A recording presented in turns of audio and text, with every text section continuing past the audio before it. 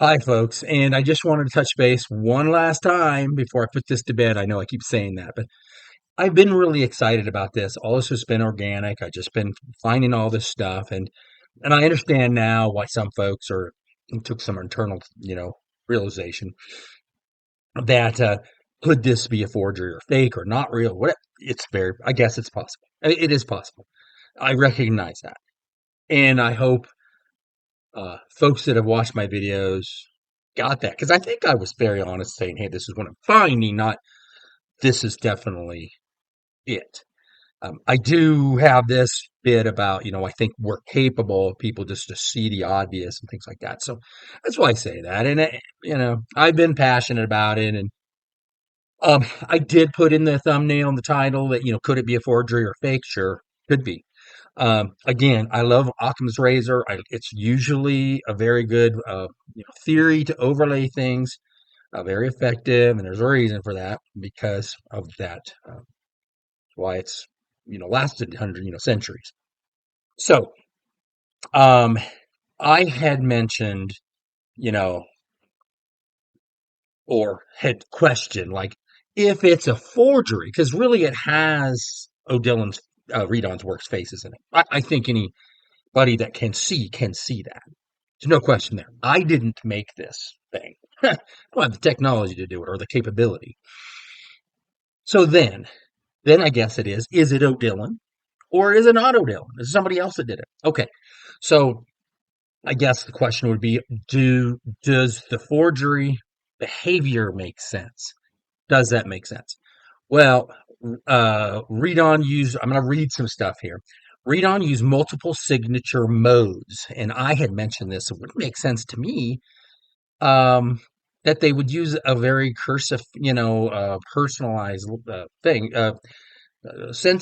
signature, sorry, structure to forge this. Read on used block capitals, abbreviations, monograms, cursive hand, consistent with correspondence.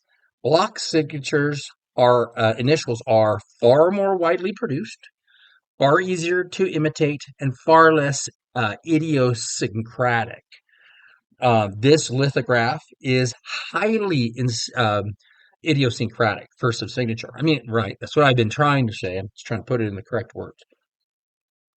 Because consistent with handwriting, not a market facing autograph. And I had mentioned that in one of my early ones. This was just, I was like, why would somebody do that? Why would they forge it that way? It would make very little sense. So then, a forger, especially a period of 20th century forger, would optimize recognizability, plausibility, speed, and deniability. That's what they focus on. The points are overwhelming towards block capital, like I said, initials, or no signature at all. Choosing a cursive letter from rich rhythmic dependent signature is the worst option for a forger. Just the worst option. The chance of exposure, the need for intimate knowledge of Redon's private hand, the number of falsifiable micro features. So, Occam's razor, as I said, strongly applies. I'm trying to be as very scientific as I can about this, and I hope I have been. I've been passionate. I've been a little touchy because of some of the comments that I've got.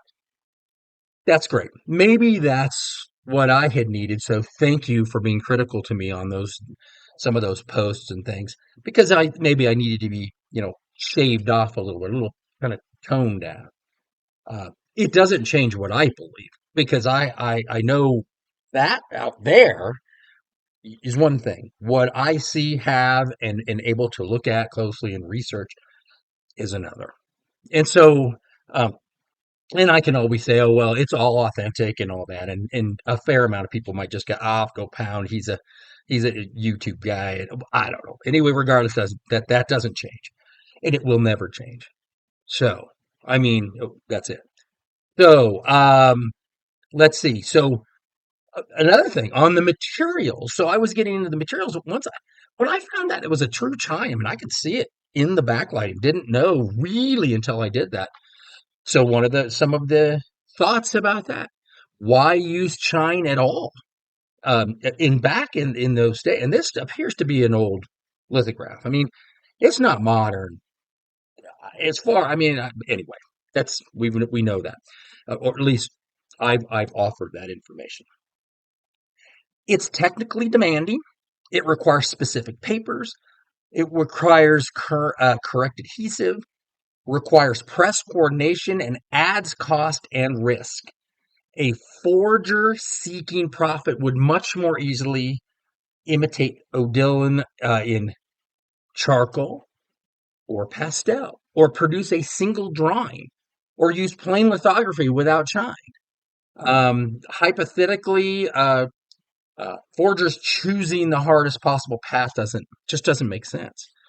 So essentially, what I'm saying here is what I'm analysis here is that a forger would not choose logically the hardest signature, the hardest process, the hardest statistical domain, reading symbolistic heads, lowest financial payoff, a small addition of lithography. And I think what that means is it would be an addition of 100 or 1,000. That combination is not impossible, but it is improbable. So I've just been working on probabilities and improbabilities. Um, there's also some incentive value kind of piece to forgery. So during Redon's lifetime and shortly after, the market incentive to fake him was limited. He was respected, but not yet a quote blue chip figure he is today. Early forgeries typically target artists after market inflation, not before. So the scenario would require an early technical skilled forger with a deep access to Redon's visual vocabulary, anticipating future valuation, and choosing the least efficient forgery strategy. This is complex. This is a complex hypothesis, and Occam's razor disfavors. So again, um, the reasoning, signature choice logic, process choice logic, stylistic. I mean, uh, where I kind of need to make sure I'm, not too excited about it, and age alone, and to balance. I'm trying to balance. Age appearance alone can be simulated, right? Curated materials can sometimes be reused. One must avoid letting convergence become certainty. It's just not certain. I'm not saying I can't say it's certain because the art world won't hear that, and that's why I keep going to everybody out there to listen. So, bottom line, we're going to keep going on this. Hope. Um, I hope I'm going to go ahead and let this go for a while and hold tight here. Oh no, too much noise in the background. Sorry. Hold tight. Hold tight. Oh, unbelievable. Okay. Well, anyway, sorry. I had dogs going crazy in the back, and I'm going to go ahead and let that roll. But um, I don't want to overclaim, and I guess that's important. And so what this video is balance, and um, I have been having a great time doing it, and I said initially I'm okay with the opinions, but when they got really nasty opinions, not scientific, I just went, I don't want to deal with that. And so I guess that's welcome to the public world, right? So that's the way it goes. When I'm putting something out, okay, so that's that. Again, that's the balance. Is it? Maybe. Is it not? Maybe. And that's it for now. No mas. We're going to move on. So thanks again, and have a happy holidays if you're celebrating. If not, take good care of yourself.